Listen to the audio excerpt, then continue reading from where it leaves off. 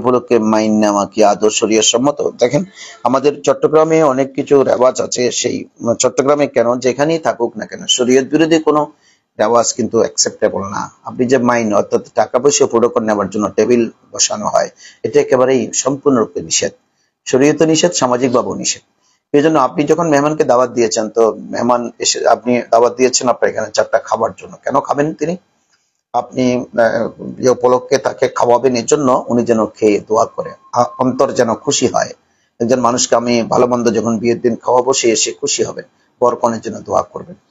খাওয়ানোর উদ্দেশ্য সেটা। আপনি কনের বাপকে জোর করে খাইতে পারবেন না যে আপনি 300 জন খাওয়াবেন, 500 জন খাওয়াবেন, এটা নয়।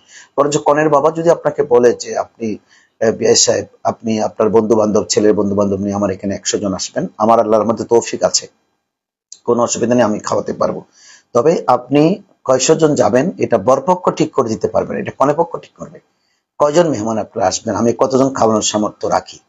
বরযাত্রী যেটা আমরা হারাম বলছি, আসলে সব ক্ষেত্রে বরযাত্রী হারাম না। বরযাত্রী হারাম হচ্ছে আপনি জোর করে বরযাত্রী ধরলে, আপনি 500 ধরেছেন, 400 ধরেছেন, এত টেবিল ধরেছেন, এগুলো কিন্তু আপনার জন্য নিষেধ। কিন্তু কনের বাবা যদি স্বেচ্ছাই বলে আপনারা আমার বাড়িতে আসবেন মেয়ে নেওয়ার জন্য, খাবেন না, এটা হতে পারে না। আপনি আপনার বন্ধু বান্ধব এবং ছেলের বন্ধু বান্ধব নিয়ে অবশ্যই আসবেন, আপনারা 100 জন আসবেন। এই 100 জনের ভিতরে আপনি থাকবেন। পাশাপাশি আপনি কোনো খানার মেনু ঠিক করে দিতে পারবেন না। রূপচাঁদা খাওয়াতে হবে, লাক্কা খাওয়াতে হবে, তারপরে দেশি মুরগি খাওয়াতে হবে, এগুলো কিন্তু আপনি বলতে পারবেন না। উনি ওনার যতরকম তৌফিক আছে ওটা খাওয়াবেন।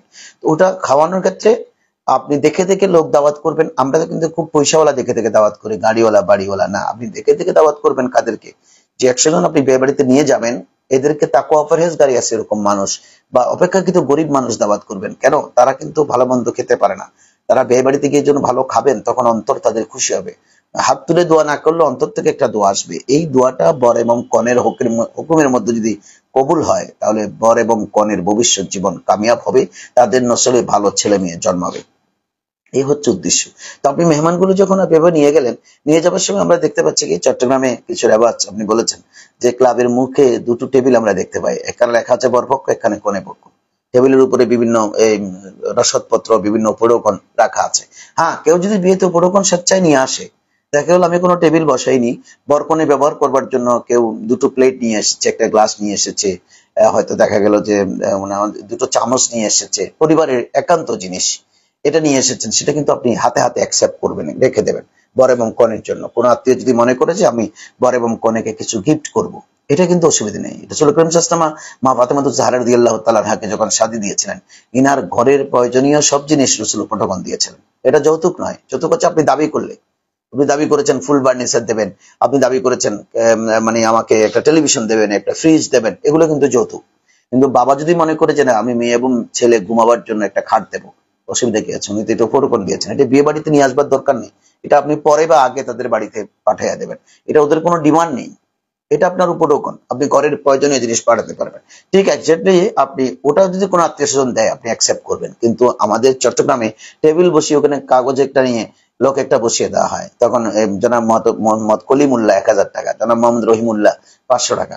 তখন ওই 1000 টাকা যিনি দিয়েছেন, উনি মনে মনে চিন্তা করে এই বিয়েতে না গেলে তো হয় না, আত্মীয় মানুষ, এখন তো একটা বড় খরচা চলে এসেছে, আমাকে 1000 টাকা করে দিতে হবে। রাতে একবেলা খেলাম, কিন্তু টাকা তো 1000 চলে যাবে।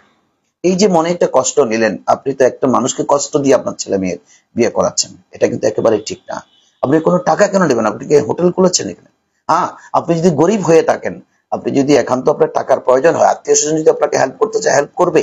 কিন্তু এটা বিয়ের মজলিসে নয়, এটা আগে ভাগে গিয়ে আপনার বাড়িতে দিয়ে আসবে 10,000, 20,000, 5,000। যেমন আপনার মেয়ে বিয়ে দিচ্ছেন, আপনার খরচা আছে, কিন্তু আপনার টাকা পয়সা না, আমি জানি। তা আমি বাড়িতে গিয়ে 1-2 দিন আগে বা গোপনে, বিয়ের দিন এসেও গোপনে আপনাকে ডেকে আমি একখানে নিয়ে আপনার হাতে গুঁজে দিতে পারি, সেটা কোনো অসুবিধা নেই। কিন্তু আপনি মাইন নেবার জন্য বা টাকা পয়সা নেবার জন্য লিখিত আকারে টেবিল বসাতে পারেন না। এটা শরীয়তেও নিষেধ, সামাজিক ভাবেও নিষেধ। একজন মানুষকে আপনি লজ্জিত করেন।